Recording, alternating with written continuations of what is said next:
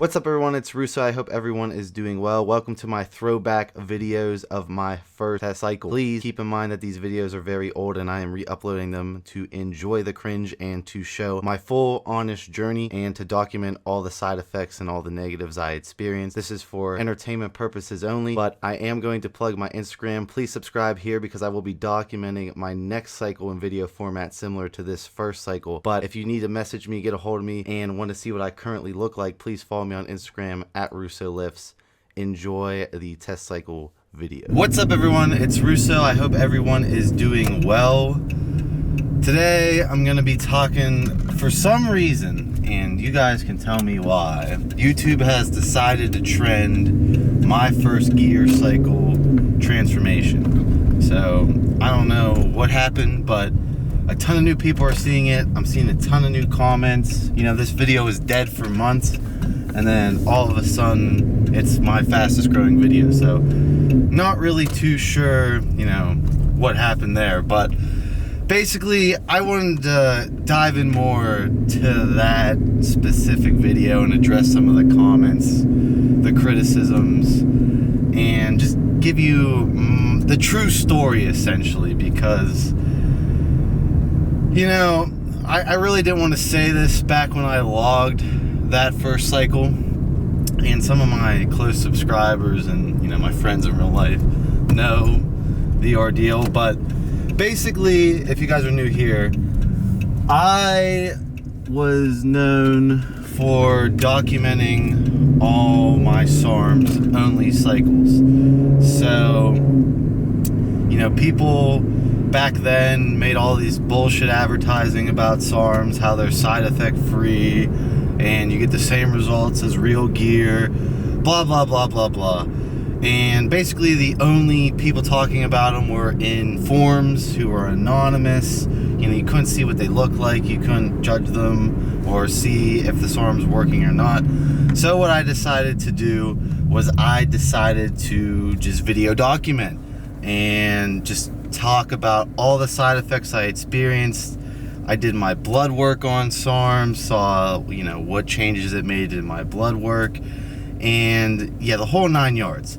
So I was known for doing SARMs only, meaning basically people wanted to see how far, you know, their test subjects could get with just SARMs. No tests, no nothing, no, you know, DHT based things, no nothing, just SARMs only. So when it came time, you know, after further research, I kind of realized what was going on with my SARMs only cycles. Essentially what was happening was around the 7-week mark, I would notice a giant like drop in suppression. Like the suppression would kick in and I would notice the, you know, the energy drop and everything. And I was kind of confused because the androgen is being replaced synthetically by the SARM, which has a higher binding affinity, is more anabolic than, you know, regular SARMs. But the thing that, you know, I put 2 and 2 together was I was getting no estrogen, so my E2 was crashing. So that was an issue, especially with the more suppressive SARMs I wanted to log and experiment with, especially S23. So essentially the issue was I was running out of natural estrogen, which is needed to build muscle and is needed for libido and energy. So you need the perfect amount of estrogen. You can't have no estrogen. Although you'll look better with no estrogen, you know, you'll make no gains. So that's when I decided to jump into a test base on top of my SARM. So basically just keeping my estrogen in check and, you know, experimenting with real gear, because everyone wanted me to experiment with real gear and blow up on real gear and all this shit. So that's what I did. Here's the kicker. The first cycle, my first real cycle, was kind of bunk. The gear was bunk, okay? So I was in a private forum, which I trusted at the time because you needed to know someone to get in the private forum. And, you know, I decided to, you know, they listed their blood results with the gear looked legit, blah, blah, blah, blah, blah. So I decided to go with that. You know, when I uploaded my, the Darth Vader, I don't know if you guys are new here, but I had a funny ass Darth Vader like intro, like joining the dark side. You know, Darth Vader like came at me in like a bathroom stall. It was hilarious.